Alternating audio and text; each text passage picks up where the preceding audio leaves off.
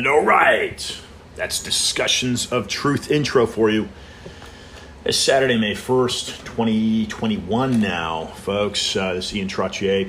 What a great show coming up here for you this hour and next. Two shows back to back. We've got Alan Keyes joining us here in about 6 minutes time. He, if you're not familiar with who he is a staunch conservative voice that has worked in D.C. in and out of politics, well, in and around politics, really, for about 40 years now, and ran for president himself 3 times.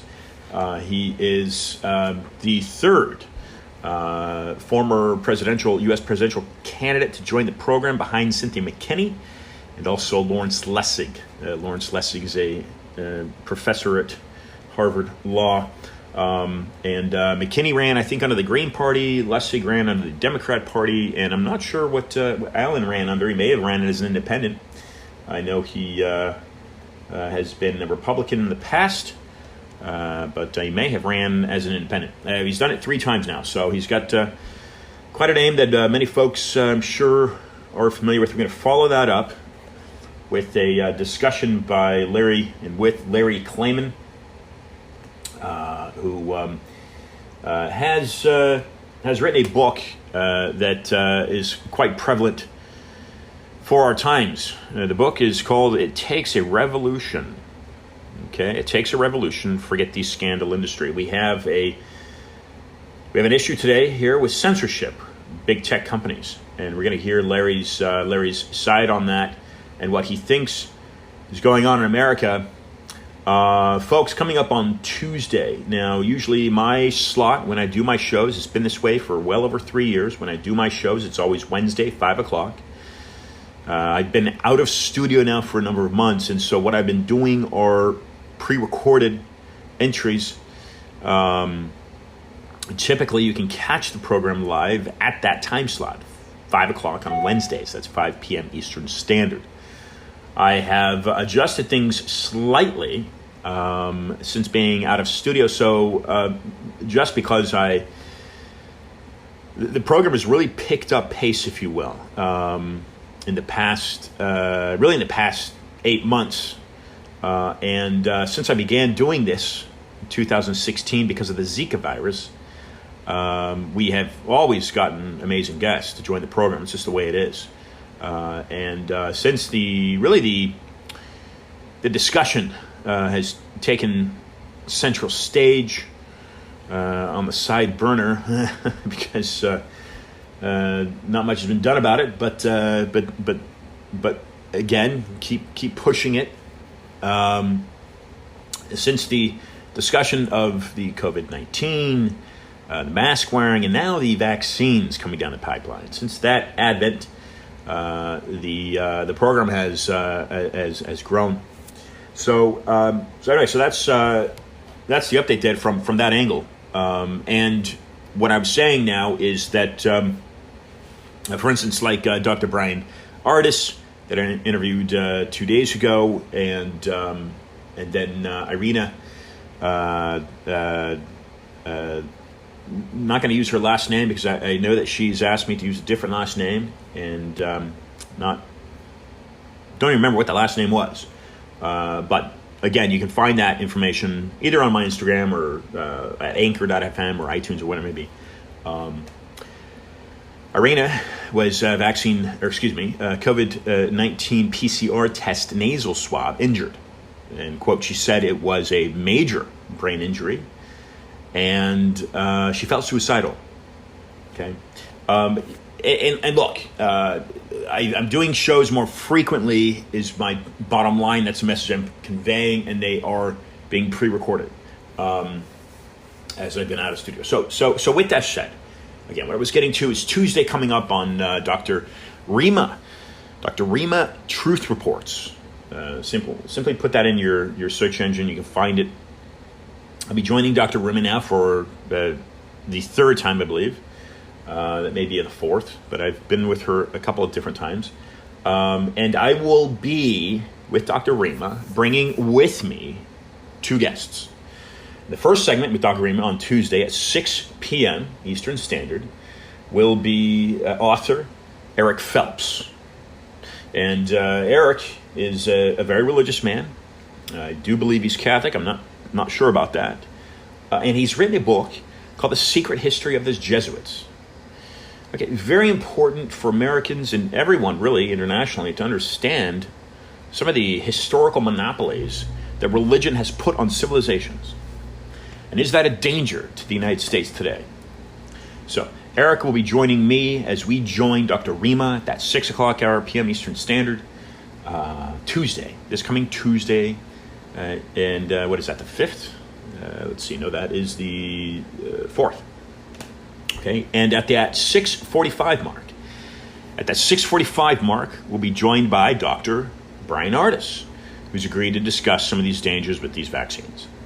So look for that coming up on Tuesday, Dr. Rima Truth Reports.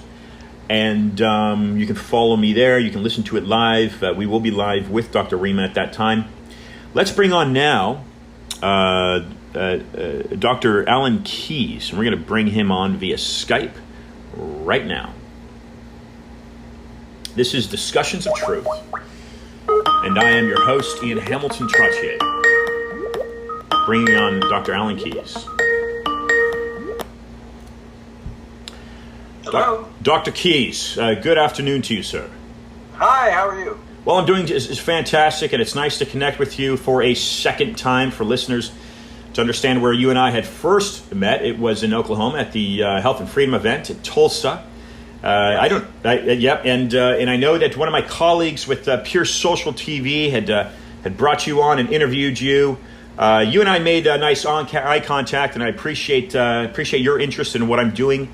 And I simply serve to echo some of the warnings that you put out for the American people. Nice hat in the background, by the way. Oh, I think so. So for listeners, you probably don't get this very much, but it's always appropriate because just because the world turns, doesn't it? For listeners to understand a little more about you, please provide a brief introduction. You've got a long history in politics in D.C., having worked with the Reagan administration, even before then. Give a quick introduction for listeners to understand a little bit about you, and we'll get into the discussion, sir. Well, I've been involved in political life since I ran against Barbara Mikulski. My home is in Maryland, and that was back in, I guess, 1988 when I finished up in the Reagan administration. I had been doing diplomacy, foreign policy, and national security type issues for in the course of several years of working with the Reagan administration, ending up as the ambassador to the Economic and Social Council in New York, and then Assistant Secretary of State for International Organizations, as it's called.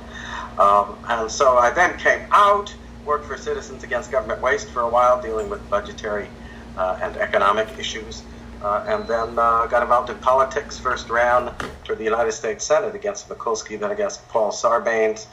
And when things started to move in a direction where the Republican Party was being challenged by people to abandon its commitment to the pro-life cause, I got involved in presidential politics, really just to get out there and make the point that I think that the issues of principle involved in the pro-life movement are actually the foundation of America's national identity. They inform the requirements of the Constitution to try to safeguard us from unconstrained government, and they begin, of course, by evoking the authority of the laws of nature and of nature's God, and in particular, the endowment.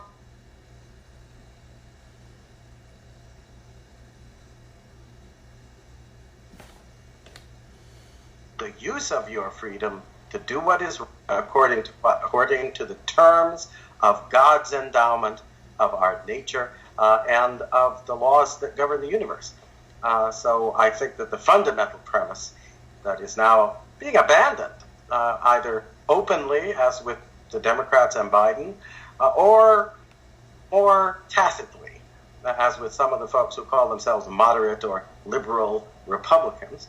And that's the premise that this nation was founded on, which is that we have to do what is right according to the authority of God. Which means once you eliminate God from the picture, exactly what is left to inform the sense of the difference between justice and injustice in the United States. I think what's left is, as the book of Judges says, everyone does what is right in their own eyes, which is a recipe for conflict, terror, and which I fear is what is happening right now in the United States, at least as the strategy of some. They are trying to drive us toward a point where we no longer act as one people, think as one people, because the common ground of our existence has been taken away. Yeah, very well said and very extensively said. And the core of this is certainly the founders of this nation that we have inherited developed that nation and developed its governance based off of a trust in God. Certainly, we know that, and inalienable rights, which is what you allude to. And I believe that the United Nations, in an attempt to administer peace worldwide, and not to get into this, but I don't know that they exactly get the concept right. I think from an American standpoint, we need to follow that Constitution and let that freedom ring through the Constitution. What are your thoughts in regards to something like that? Well, I think that the fundamental premise of our identity, because we do have people here who, in a way, when you look at the whole U.S. population, by now we represent in every color, race, creed, condition, and kind that's available on the globe. And I think that this was, in a way, the conscious choice or intention of our founders.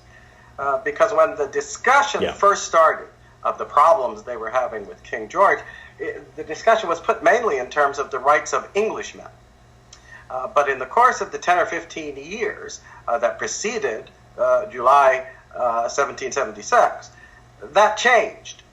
And you started to see more and more in the writings, pamphlets, and letters of the founders, their acknowledgement that the ground of just political government was the laws of nature and nature's God that apply to all humanity.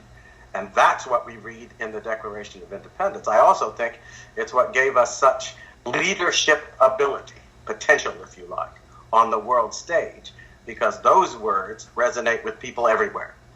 But that means that it doesn't mean we're not a nation. It means we're a nation with a special obligation to humanity that moves humanity in a right direction according to God. If we abandon those premises, we then abandon our identity, but we also abandon our vocation for humanity, which I think was the source of a lot of, not so much the power as the tremendous moral influence that our example had for the rest of the world, and still has, except that some people are trying to lead us to abandon it, which doesn't make any sense at all. Yeah. Now, you have multiple degrees from the John Harvard University, and I believe Harvard received his education in England. I'm not sure if it was Oxford or Cambridge, and both of those institutions are based off of, in my opinion, it seems more of an Athenian philosophy rather than a Roman philosophy. That's a British history. That's a difference. But the core alignment here is that Harvard, and the point that I'm making, the Harvard is based off of this presence and influence of God in our world as human beings. There's no way of getting around this, and not to make this a God discussion. But now in 2021. From the outset, not having gone to Harvard myself, I look at Harvard and I say, someone like you who has conservative viewpoints, and I look at Harvard, the education system, and the pupils that they're accepting and putting out of their system seems to be very liberal. Do you agree with that? And if you do, what has happening in the education system, therefore, in the country? Well, I guess I find it hard these days to talk in terms of liberal, because the word liberal actually has as its root liber, which means free. And yet, if you examine what's going on right now, you have a lot of people who are coming forward, and I have to say it, particularly on the Democrat side now. And it looks like we've crossed the line. They've been coming to it pretty much throughout my whole adult lifetime. The Democrats have moved more and more away from the Constitution, away from the premises of God-revering truth, self-evident truth that informed the Declaration of Independence, and they've been going down a secular, materialistic road that corresponds pretty much to the understanding that eventually fueled communism, socialism, totalitarian governments of various kinds. Those governments are not about liberty.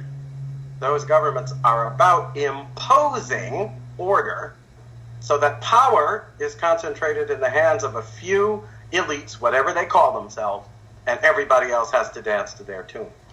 Whereas I think the understanding embodied in the Declaration was neither Roman nor Greek, though that had some, they were informed, mostly, by the way, when they looked at Rome and Greece, they were informed by the failures of both when it came to establishing a government of, by, and for the people. Rome, of course, totally abandoned that. At one time, the Roman Republic did have a kind of element where they consulted a part of the people, right? But by the time you get to the empire, that's been totally gone. It was just an authoritarian dictatorship, basically, imposed by an elite relative few and enforced by the power of arms and conquest. This is not the power that informs the coming forward of the American patriots. They weren't informed by the sense that they were the more powerful ones. As a matter of fact, they went up against an army that had a reputation at the time as at the top or near the top of the power chain in Europe.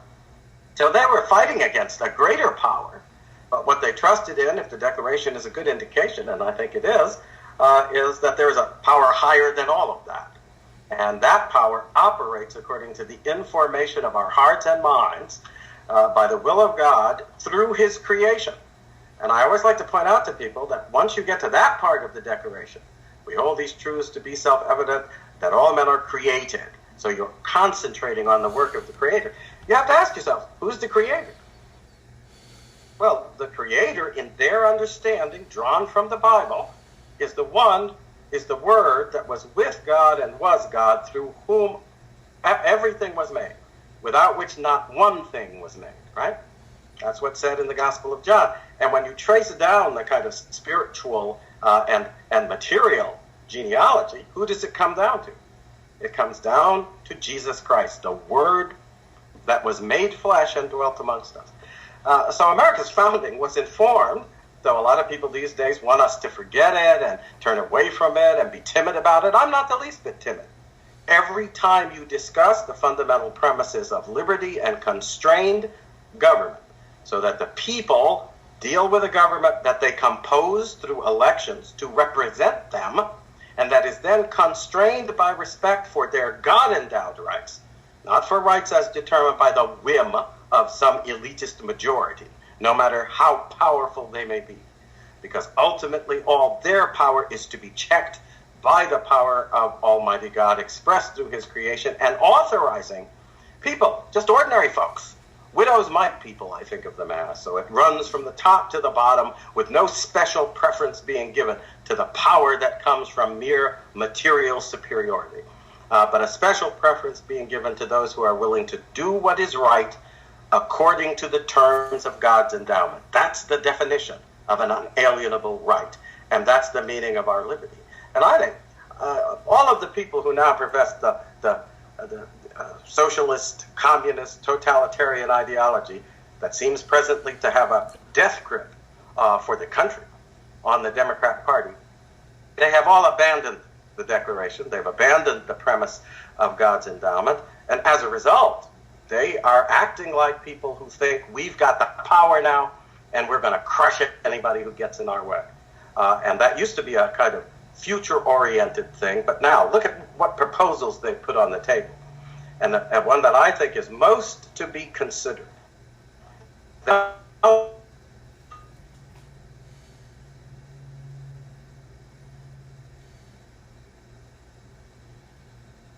And ask yourself a simple question.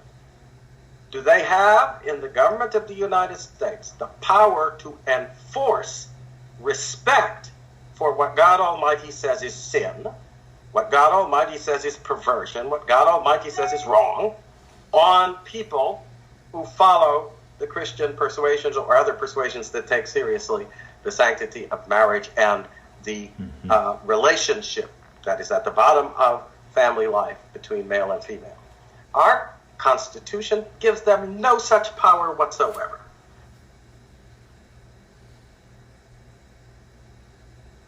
That kind of don't force people to abandon their understanding of God's will and do what is contrary to that understanding with the force and power of the United States government. That puts people in a position where they are obliged to answer as the apostles answered the folks in Jerusalem and in Athens and elsewhere. Whom are we to obey? Who are we to obey? God or you? And the answer to that question is quite obviously, we're to obey God. And I think they're pushing us now right into the abyss. You're either going to turn against God and accept their understanding, and they're enforcing it. Look at the laws they're passing. These aren't laws that require folks not to persecute, not to do injustice to certain classes of people. They're now forcing us to respect and reverence and give place to, accept the names and terminology of, and in a way, by the way, that has no support in the laws of nature. And therefore, they're abandoning the common ground of our human nature, in our science and everything else, in order just to enforce their will. Everybody must accept and honor homosexuality. Everybody must accept and honor that if I wake up tomorrow and I say I'm a woman, you've got to treat me like a woman, allow me to compete for the prizes in women's sports, no matter what the conscience and judgment of others have to say about it. That's just plain old nasty tyranny, despotism. It was bad when the communists did it, and it's bad when Americans, now acting like Nazi, fascist, communist dictators, are going to try to force us to do it. And I think Americans are seeing that now. They used to think that folks like myself who reasoned it out that far, we had gone too far. No, they wouldn't do that. They're not like that. Well, they are. And in the Biden administration, we could see it plain as day. And it's coming down on our heads, not tomorrow or the next day, but right this minute if we let it happen. Does that make sense? Oh, it makes perfect sense and incredibly well spoken. For a second time, complimenting you on that. Now you've ran for president 3 times. I want to get your comment now on Barry Soetoro because from what I understand, that's his birth name, so that's how I'm going to address him. But before you talk about that individual that served as the president of this U.S. corporation or country or whatever it is, perhaps 2 different entities. Before you get to that, I want you to comment on this. I had a retired Brigadier General Robert Spalding III join me about a year ago, and he said, "Ian, the country has been infiltrated by a stealth enemy." What do you think about that comment? Again, this is coming from a retired U.S. Army Brigadier General. Well, I think a lot of us have been trying to make people aware of the fact that folks who have abandoned the common ground, the common premises of America's liberty and self-government have been pushing hard to work their way into key positions of power and rip us away from that foundation. And that's been going on in one way or another for several decades. I think the first open, clear, plain appearance of it in our politics, though others preceded it, I think you could trace the first clear, plain appearance of the roots of it all the way back to the so-called progressive era, where the main stay of everything, sadly, had to do not with making progress toward the result that our declaration sees, which is a solid, sustainable self-government, respecting the rights of people, constraining government to let the creativity and judgment of individuals, forming associations, working through their faith and common creed.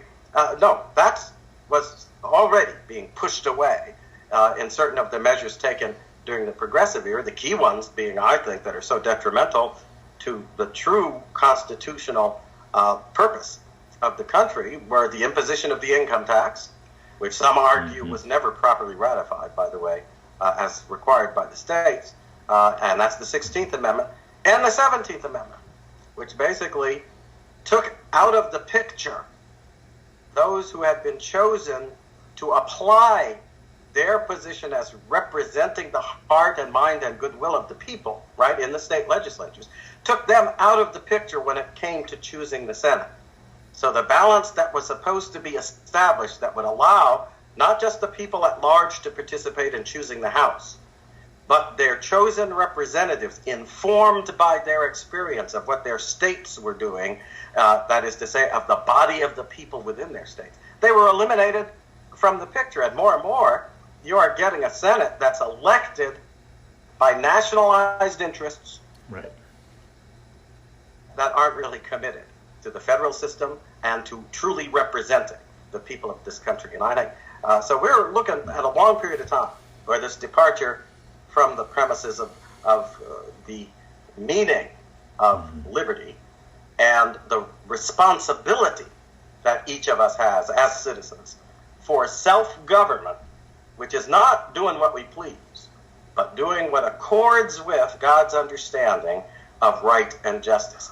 And of course, talking that out amongst ourselves and working it out, and on the really extreme occasions that have only happened, I think, rarely, but did happen with tremendous importance, fighting it out if we had to. But always, as Lincoln said even during the Civil War, both sides prayed to the same God, which is to say, to an understanding that there is a power above our power that we have to respect no matter how much power we have. You see what I'm saying?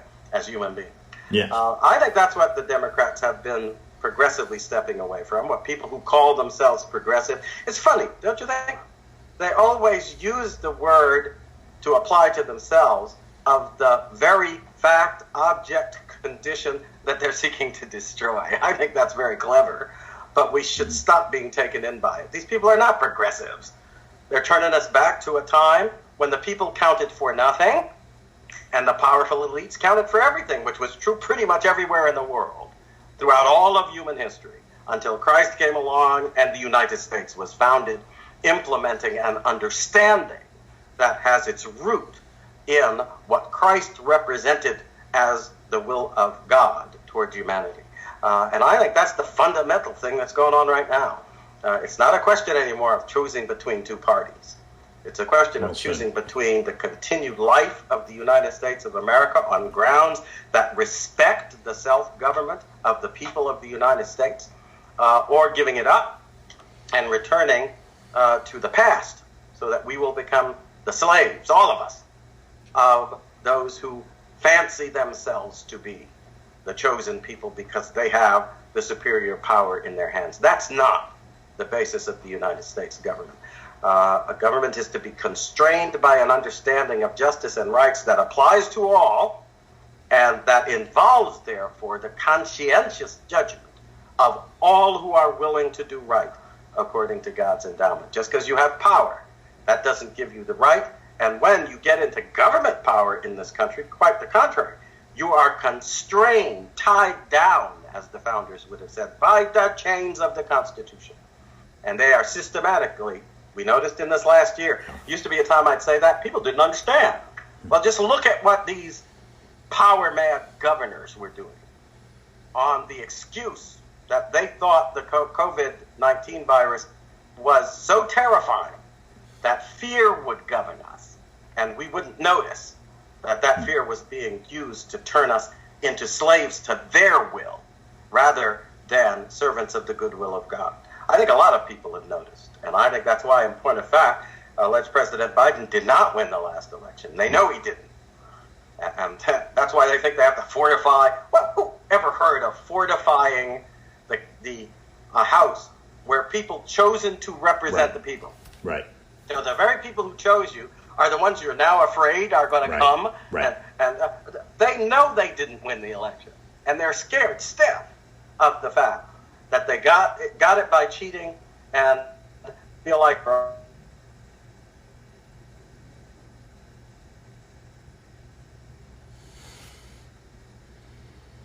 you, the American people.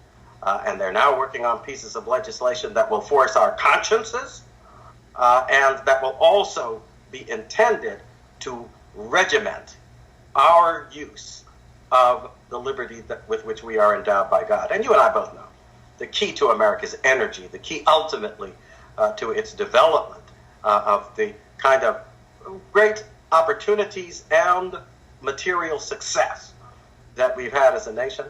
They weren't born of this kind of top-down dictatorial government. They were born of people who had the courage, the faith, and that self-discipline, which came from having a regard for God's discipline, I think. Yeah. They were the keys. And they're trying to destroy it all. They're just trying to destroy it all, pretending all the time that they're going to save us from the virus, right, and produce unity. Meanwhile, everything they're doing is actually, like Cuomo, they were trying to raise the death toll reported from the virus, even if they had to lie about it, so that they could achieve their power agenda with Donald Trump and then finish the job by passing legislation that pretty much turns our elections into a fiction and gives them the whip hand to rule over the whole people of the United States according to their whims. Yeah. Dr. Keyes, let's get into Barry Soetoro. So basically, you know, we can look at the Bush dynasty. We have now what are very apparent political dynasties, and I like how you said this is not about Democrat or Republican, and the fact of the matter is, in 1776, when you talk about the Founding Fathers, neither one of these parties existed in 1776. So what did exist, and what we should be as Americans concentrating on, are our constitutional rights and those Bill of Rights. So if we get to that and we say, well, Biden is an extension of the Democrat Party that was massively transformed under what seems to be Barry Soetoro, and if we couple that with this Brigadier General's comments that there's a stealth enemy here, who would it be that Barack Obama's agenda, who is he best representing? Because it certainly doesn't seem like he was representing and continues to represent under Joe Biden that of the U.S. Constitution. Well, I think what we have here is something coming to a head, in my opinion. And when Obama was running for office, having had some experience, and frankly, like most people, I didn't know him from Adam, to tell you the truth, because he was a part of Illinois politics, and I hadn't really been involved very much in Illinois politics. When I was running for president, I started to get a sense of it, but I have to report to you that Barack Obama was not included as really significant when I was involved in that endeavor. It tells you something, doesn't it?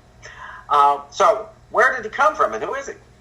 Well, if you look at his background, he's basically someone who has been brought up and brought along, and as I put it, not by progressive liberal forces and all this stuff, no, but by folks who were not just communists, but also violence-prone communists, people who actually went out and blew up banks and stuff. And of course, was he projecting that simply? No. But when he started out in politics, he started out pretty much going over to the communist-oriented Democrat Socialist Party. That is now, you probably noticed, they were pretty successful at taking over the government of Chicago, in spite of the fact that one of the ones who was running prominently made very clear what their agenda is. And he says that the Democrat Socialists believe that government has to control every aspect of life. Wow. Every aspect of life. And I think that's what Obama believes, because he follows that. But let's look at the fruits. And this is the other side of it. The other side of it is, if you look away from Barack Obama and look at the Democrat Party, what is the holy grail for them? See, I think the holy grail for you and me is liberty according to God's will. The holy grail for them is the indefeasible right to kill other human beings if they get in our way. Because that's abortion. What? Abortion. Wow.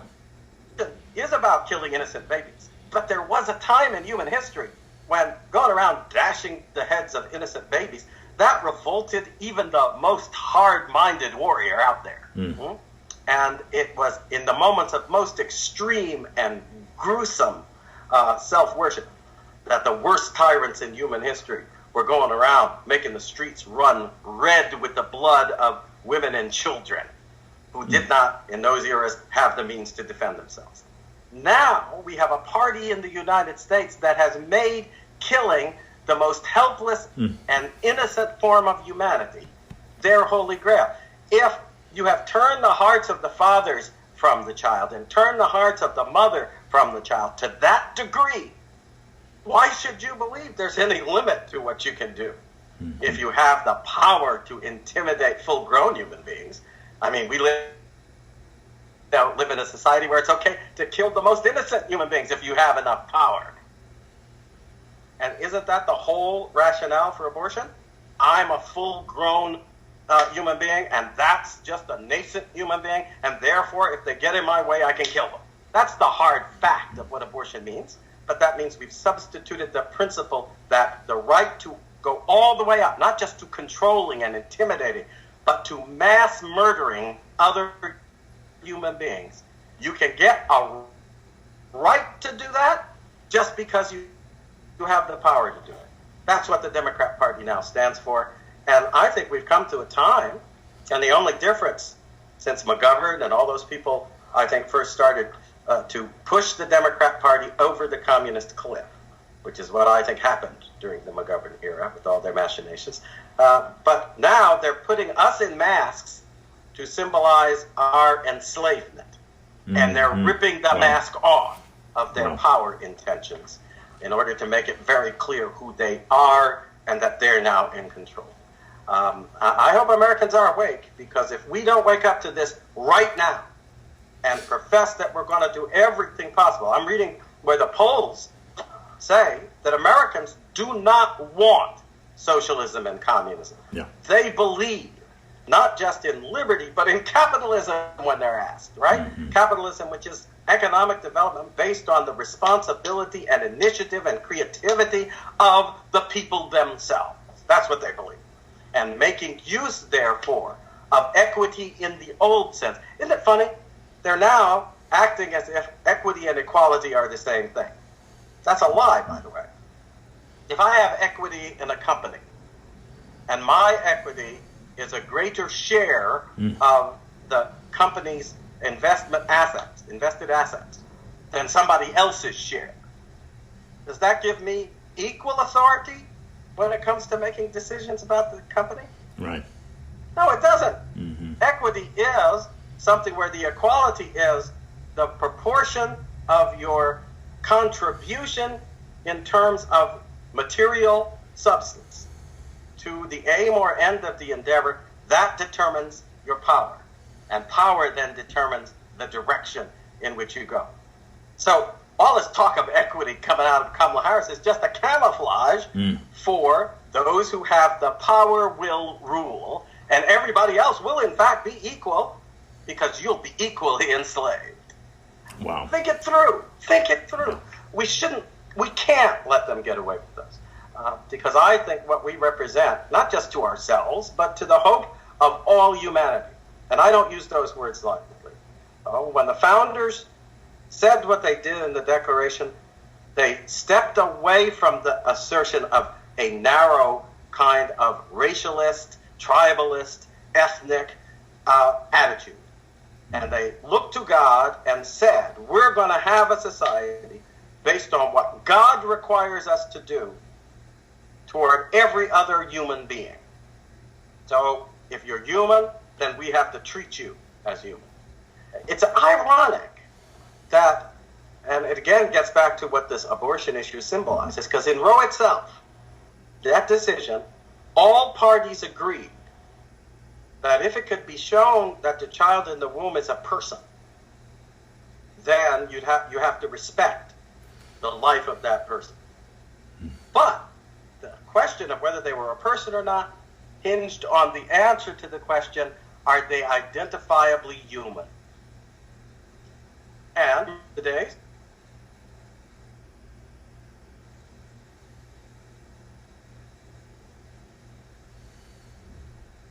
our science gets more sophisticated. We get to a better understanding of the laws of nature and nature's God, and what do we find?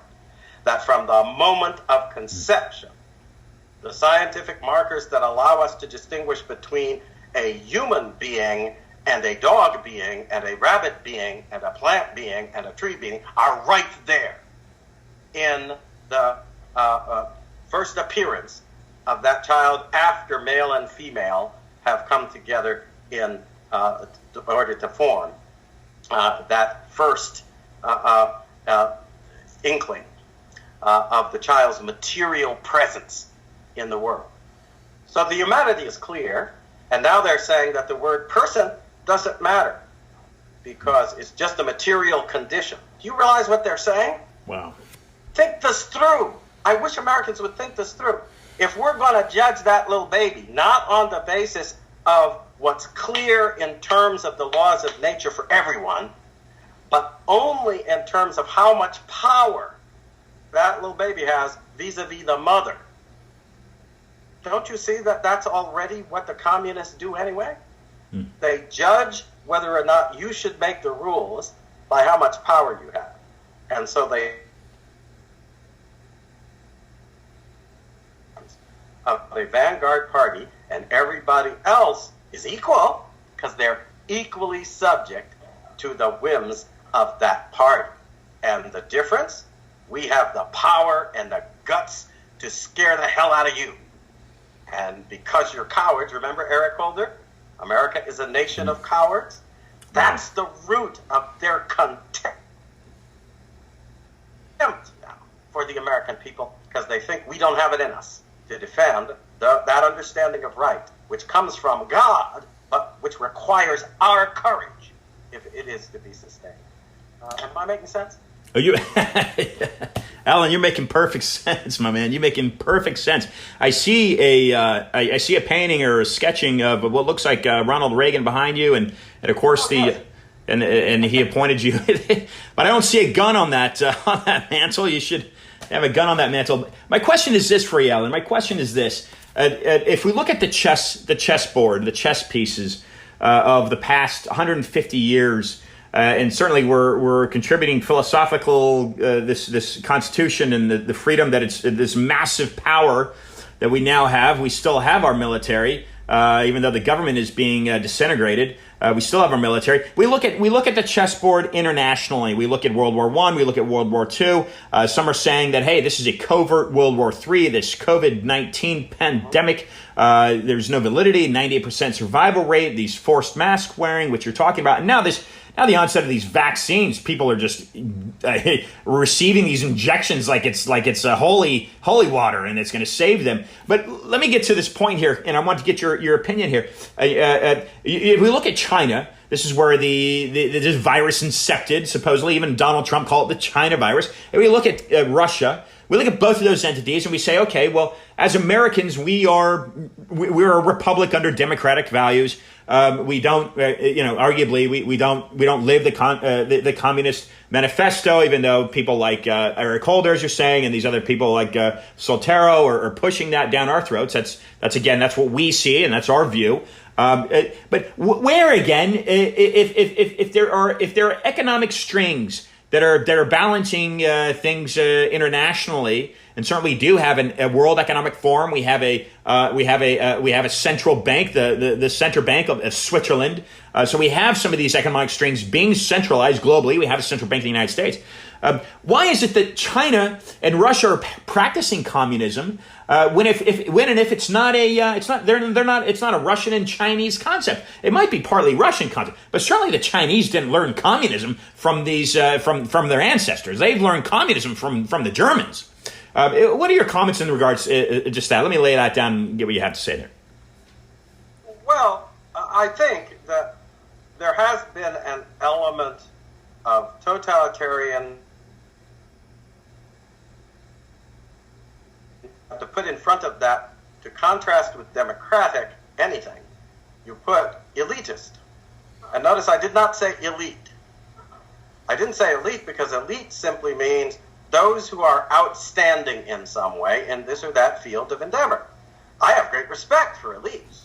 A matter of fact, I think we ought to encourage more elites, because that means you're encouraging people to reach their full potential, to show it in the results of what they do, so that they stand out from the crowd in terms of the contribution that they're making to our understanding of the way the world works, of how we can make use of our knowledge in order to produce better goods and get better results and live longer lives. These are not bad things.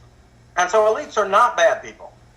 But elitists are people who believe that because they're outstanding, and the other premise they take from communism and scientific materialism, because there is no God, right?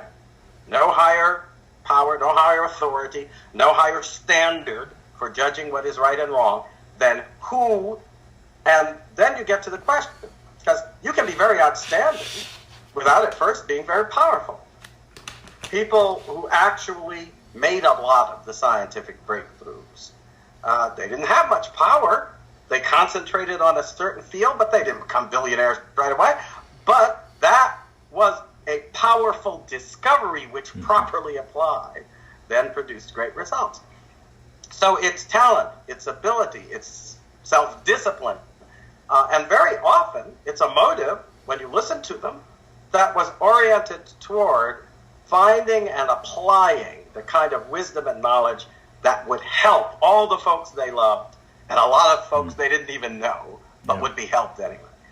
So there was a lot of good in that. Yeah. But elitists are people who pursue power because that's how they can prove their superiority, but also enslave others to their will. And it was a driving force throughout human history. Commies didn't invent it. They just dressed it up so that they could pretend that everything they were doing was for the people at large. We're all for the people. We're all for the people. That's why we kill millions of them. This is crazy. Who can believe the professions that go along with this? And now that we have a bunch of these people coming forward being so open about how they're democratic socialists and communism is the way and centralized totalitarian government control is the means and so forth, we need to look at who they admire. Because you're right, they admire folks who preached, by the way, in the name of the proletariat, but an understanding of government that did not limit the power of those who claim to be acting on behalf of the proletariat. That's a good trick. So you're going to become an elite as narrow in scope as the aristocrats and exploiters you profess to hate, so that you can do what they do, but you're doing it so that everybody can be what? Well, actually, so that everybody can be enslaved by them. Right. So the competition seems to be among the power-mad elitists. And they just found a way to dress it up that they hope will get more of the people to be duped into supporting their bid for power. And they have done so successfully. Yeah. But then how successful have they been at doing anything positive for the masses they profess to worship so much? Not very successful. Yeah. A matter of fact, the great successes that they have been able to achieve have mostly been, and we especially see this with the Chinese, but also to a certain extent during the period of Russian communism, they were going to take the advances made by people who were in an environment where they could explore all the different possibilities and look at what worked best, and then appropriate it so that they can develop a power machine that will then lead them to global control. And I think the idea that is simply confined to the ideologues, when in fact there's common ground between the ideologues and the people whose only ideology has been the power that mostly comes from wealth and military superiority. Right? And they've gotten together. And it's the combination of those forces that is now, I think, seeking to overthrow the United States, and not just overthrow the government of, by, and for the people. I think that a lot of the violence they're doing, a lot of the cancel culture junk, including it's utter drivel, systemic racism, all of this stuff. Are there racists in America? Sure there are. Is racism just built in and naturally, like practically DNA in the makeup of white people because of the color of their skin? Well, how come the word Slav actually refers to the enslavement of some white people? You do know that, right?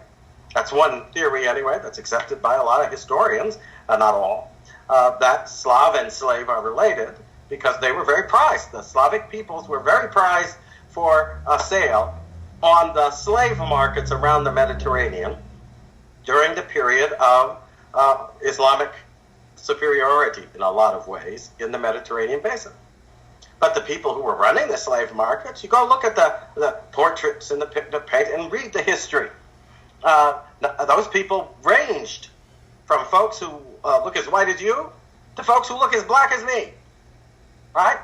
It wasn't a matter of white people being the devils and so forth. So no, white people were a lot of the hostages who were then sold into slavery. So were black people. When are we going to realize the great breakthrough is made when you stop listening to people who are trying to force you to think that way and see the difference between right and wrong in its own terms, not in terms of who has the power to destroy whom? And I think that was the great breakthrough of the American founding. At the end of the day, we should show absolute courage and determination in defense of our rights. But our rights are right according to the endowment of God. So there's an element there that isn't about power, it's about truth, which is why they said we hold these truths to be self-evident. And then sought to discover, and we did discover, didn't we, in people who had been despised throughout human history, the people who didn't end up with the laurels of the elites, but who did a lot of the work and who made a lot of the discoveries and who had a lot of the energy that translated things into the results that made the field smile and the industrial machine hum. And finally, in the United States, such people could come together and hold their own, right, and rule over themselves through representatives in a way that then more and more corresponded to God's good intention, not just for black people, white people, brown people, Hispanic people, English people, Chinese people, but for all human beings. I think it's beautiful. I think we have made, with a lot of struggle and with the deaths of many tens of thousands of Americans, we have paid a price to impress on the rest of the world the worth of God's purpose. And now these people are trying to get us to abandon it by encouraging us to think in terms that they hope will get us to rip one another's throats out. That's what everything Biden is doing is about dividing, right, and encouraging chaos in this country. Because I think that's how the Democrats see the future. Chaos first, and then we build back better. Think about that. Alan Keyes, we've got to wind down. I've got to make time for Larry Klayman. Not sure if you're familiar with him.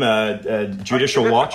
Larry's a very good friend of mine. He has a program he's now doing on IMTV, which is so that he comes on taking us. I think it's once a week or once every 2 weeks. He comes on to share. He's one of the guys who has had the guts and also the foresight. And he's been standing out there like a number of other people I know, thinking this through and trying to get people to see it. Yeah. Decades he's been doing this. And sadly, and I feel the same way myself. You know, there are things that I wish I had seen wrongly. But the present era is suggesting that the Larry Klaymans of the world are right. And we should have listened to them. Yeah. Alan Keyes for President 2024. I'll put your name in the hat for you. I appreciate your time, Alan. And I want to take a few moments here to wind down. And I would like you to leave listeners with some thoughts. Is cancel culture, is censorship, is that going to be part of the destruction of this country? Can Americans stand up? Can they revolt against this? Can they retain these constitutional rights? What's it going to take? How do you see that happening? Well, I think the most important thing is that all American citizens in particular right now, citizens being people who can vote, right? But also because all kinds of people can get involved in our politics, including our children and our high schoolers and our people in college and so forth and so on. So I'm speaking to everybody who can participate in some way in our elections and therefore in our deliberations about what as a people we are and what we should be trying to do right now. This is a time to remember that America's strength begins at the grassroots, begins in the towns, begins in the counties, begins in the states. And look at the battle in 2022 as the time when first, in the interim, because elections will be occurring in the course of 21 that determine who's going to sit on the city council, who's going to be the alderman, who's going to be on the county council, and so forth and so on. Haven't people seen the fact that they implemented this terror regime during the COVID crisis, this totalitarian despotism, from the local level? Right. And that when people made this decision,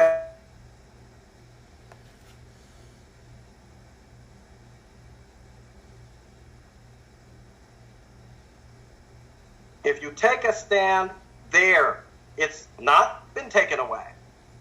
It's right in front of you. The same is true of the state legislatures. The same is true of the governorships when they come up. We've got to stop thinking that parties should select our candidates. The people must decide who to run. That's what they used to do. It wasn't called so-and-so's running for office. People would come up to each other in the 19th century. Who are you running for office? Who are you running for the Senate? That implies the people lift them up. They don't wait to be told by their Führers, that's the German word for leader. You don't wait to be told by the Führer who you should vote for. Because in America, they're your representatives.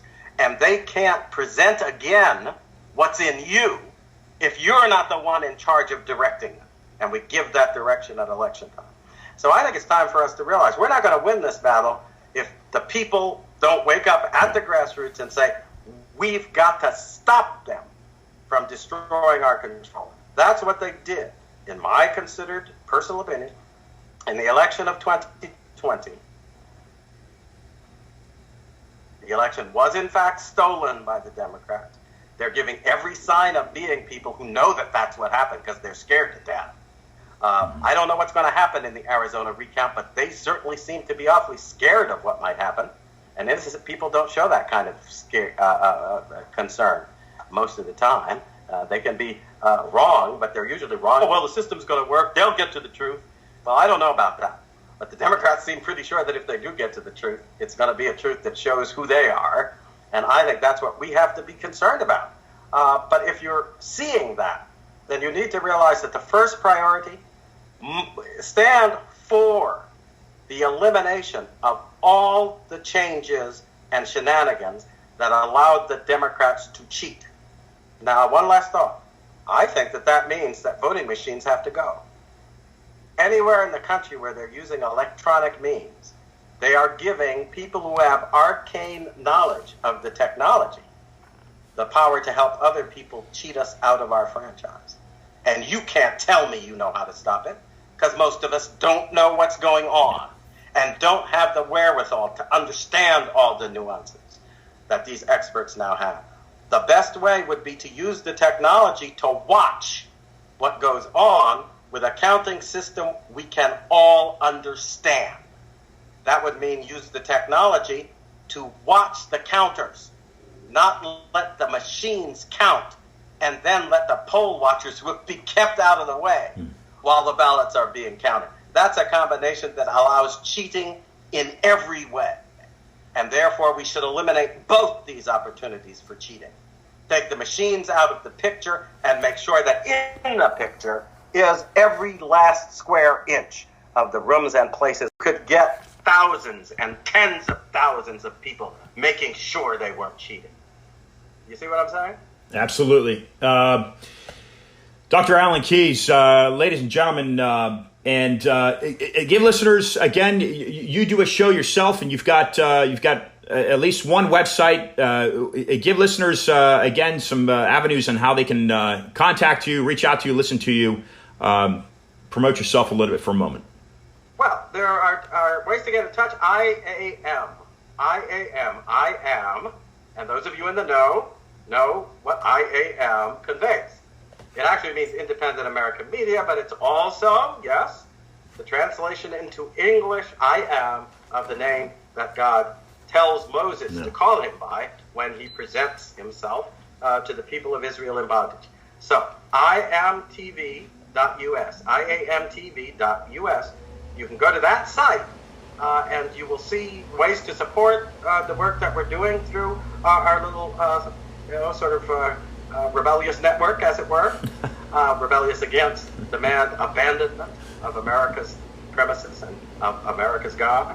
But also, you can have a link there to live.brighteon, Brightheon, Brighteon, live.brighteon, all one word, live.brighteon.com, where you can watch my show.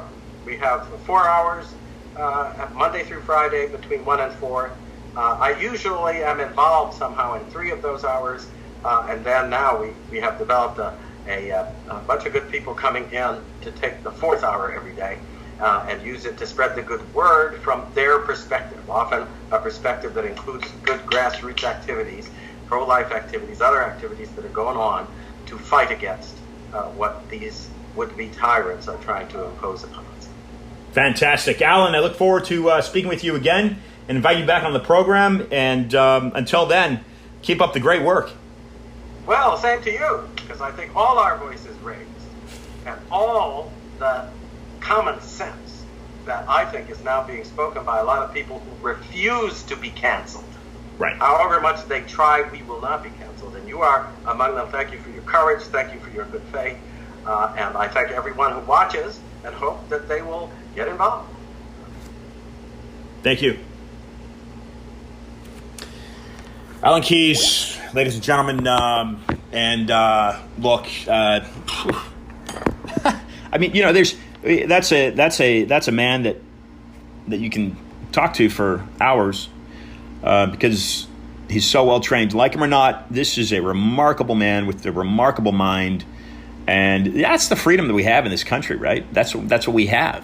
Is we have the opportunity to speak freely. And he laid everything out very cleanly on a open slate, and that's becoming a challenge, isn't it? And not only becoming a challenge because big tech that we allow to be big censors those voices, and more importantly, people that would like to be speaking out have fear of doing so.